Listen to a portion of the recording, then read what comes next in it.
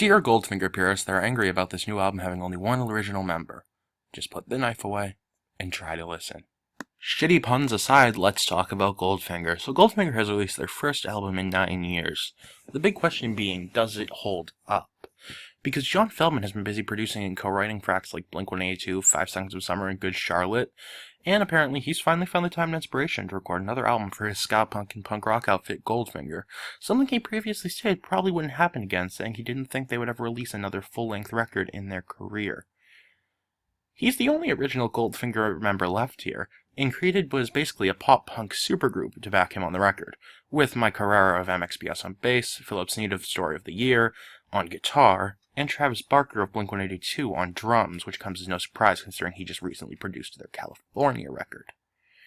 The big-name talents on this record do sort of play a clever subversion from the normal worries of replacing members because people are distracted by the star power and wonder how it'll sound. A pretty smart decision by Feldmann, and it leaves the question, how does this record sound? Well, for the most part, it's what you'd expect from a Goldfinger release. There are the normal punkier edge tunes as well as some ska-edged punk. However, the punk on this album is pop-punk, decidedly not the punk rock of their later 90s and early 2000s albums. There's a lot of ska here, such as Got What I Need and Who's Laughing Now, but there's also a lot of straight-up reggae on this album, which kind of surprised me a bit, and honestly, if you told me John Feldmann could make kick-ass reggae tunes a month ago, I probably would have laughed. On songs like Tijuana Sunrise and Don't Let Me Go, he crafts a solid and honestly emotionally poignant reggae tune both times, and then Liftoff is a bit more fun towards the end of the album, although in the same vein and honestly one of my favorite songs off the record. This album is interesting to me as it contains what might be my favorite song of the year, that being Put the Knife Away, a very solid and lyrically deep pop-punk tune with super fun guitars and drums, which you can only expect from Barker, and what is definitely my least favorite song of the year, Orthodontist Girl, coming in a little bit later on the record. A stupid and perverted song about an orthodontist employee. He had a sleep apnea surgery, John Feldmann, and he was in the orthodontist a lot afterwards, and he wrote a silly song about it that might be one of the worst things I've ever heard. Speaking of Orthodontist Girl, now we get to talk about the guest list on this album. Joshua Dunn of 21 Pilots plays drums on Orthodontist Girl. And boy, it is the most mediocre performance ever. Now, he's a great drummer, Josh Dunn, don't get me wrong, but he excels in more electronic-leaning styles like dubstep, electronica, and, here's the kicker, reggae. Seriously, even if I don't like Ride or Lane Boy all too much, you can tell that Josh's drumming is great on it. So my question is, with 3 tracks on the album, why isn't he on one of those instead of your throwaway filler song about orthodontistry? I understand that Travis also has some reggae inclinations, as some of the drum patterns on Boxcar Racer and the Transplants could be linked to reggae. But if you're gonna have Josh Dunn on one of the songs, if he must be here, he should be on a song where he can bring some personality and flavor to the track. Like on Don't Let Me Go, for example. I feel like he could have brought a great vibe to that. Taka from One OK Rock also makes a slightly awkward, but not bad, I'd say serviceable, guest appearance on Don't Let Me Go. I don't care for it too much, even if I do like his other work. He sounds a bit out of place, but overall it's not anything that's going to ruin the song for me. And also Nick Hexum from 311,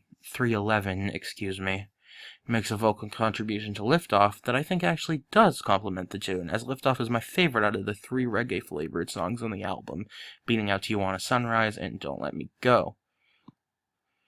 Last but certainly not least, Mark Hoppus is on See You Around, another standout moment that has a 50-50 vocal split that really complements both of their styles, and sounds mainly like a Blink tune because it has 2 members of Blink playing on it. The other non-vocal guest here that I didn't mention is Nate Albert from the Mighty Mighty Boss Tones, who plays guitar on the obviously ska punk leaning, see, this is how you play someone in the correct genre, on Got What I Need. See, your position of Josh Dunn on Orthodontist Girl would be like putting Nate Albert on Put the Knife Away. The opener, A Million Miles, and the previously mentioned Taka verse and Don't Let Me Go talk about being away and making comebacks, which is a little bit of a cliche considering he lost all of his band members and it's been 9 years since we got the most recent Goldfinger release. And it's more of a don't call it a comeback, I've been here for years type of moment on Don't Let Me Go, and a I just can't hold back my creative flow anymore on A Million Miles.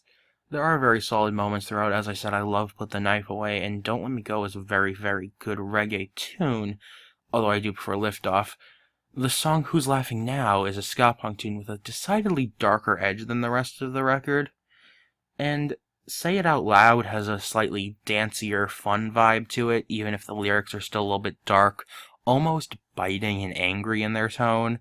Towards the very end, we get Mila, which is a song about his daughter, a very endearing and actually really good song.